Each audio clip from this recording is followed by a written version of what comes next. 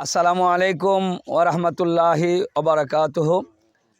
দেশ কিংবা প্রবাসে যে যেখান থেকে দেখছেন, আজকে আমরা যেখানে দাঁড়িয়ে আছি কুড়িগ্রাম রেজবিয়া সাইফুলিয়া দরবার শরীফ, যিনি এই দরবার শরীফ দিয়েছেন মুজাদ্দিদে জামান মহিউস সুন্নাহ আল্লামা শেরে গাজী আকবর আলী রেজবি রাদিয়াল্লাহু তাআলা আনহু, ওনার ফয়েজাতে আজকে এই দরবার শরীফ।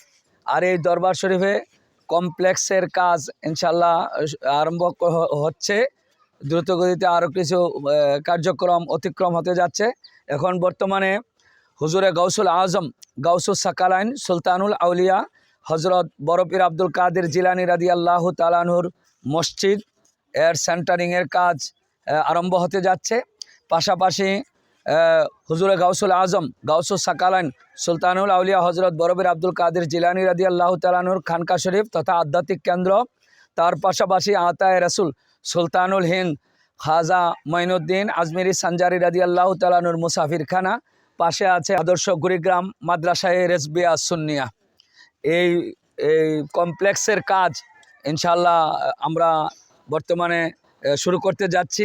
সকলের কাছে দোয়া চাচ্ছি যেন আল্লাহ রাব্বুল ইজ্জাত দয়া করে মদিনাওয়ালার নেগাহক্রমে এবং আউলিয়া ইকরামের ফয়েজাতে যেন এই সাদের প্রথম সাদ, এটা আমরা এই বিল্ডিংটা প্রায় 75 ফিট বাই 33 ফিট, অর্থাৎ প্রায় সাদের কাজটা প্রায় 2500 স্কোয়ার ফিট, 4 তলা ফাউন্ডেশনে এই ভবনটা, যাতে করে কুড়িগ্রাম মাদ্রাসায়ে রেজবিয়া সুন্নিয়ার ছাত্ররা 5 ওয়াক্ত নামাজ পড়তে পারে এবং পাশাপাশি যেন দরবার শরীফের বক্তবিন্দু আসলে যাতে করা রিয়াজত করতে পারে এবং মুসাফিরখানায় থাকতে পারে, খাইতে পারে এবং আধ্যাত্মিক রিয়াজত করতে পারে। এই জন্য এটা প্রতিষ্ঠা মুজাদ্দিদে জামান মহিউস সুন্নাহ আল্লামা শেরে গাজী আকবর আলী রেজবি রাদিয়াল্লাহু তাআলা আনহু। মাদ্রাসাটা শুরু হয়েছিল 2018 সালে।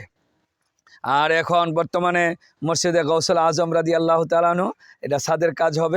সকলের কাছে দোয়া চাই যাতে করে এই কাজটা সম্পূর্ণ করতে পারি।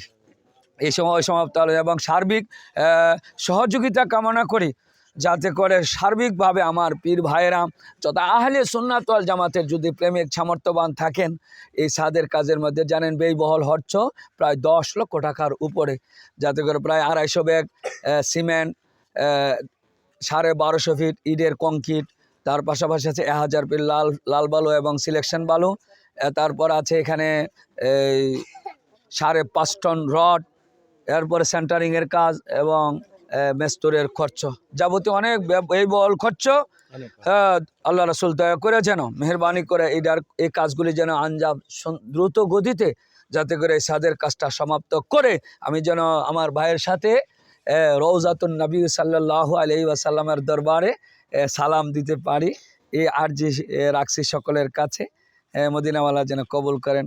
আমার অসমাপ্ত আলোচনাকে শেষ করছি। আসসালামু আলাইকুম ওয়া রাহমাতুল্লাহি ওয়া বারাকাতুহু।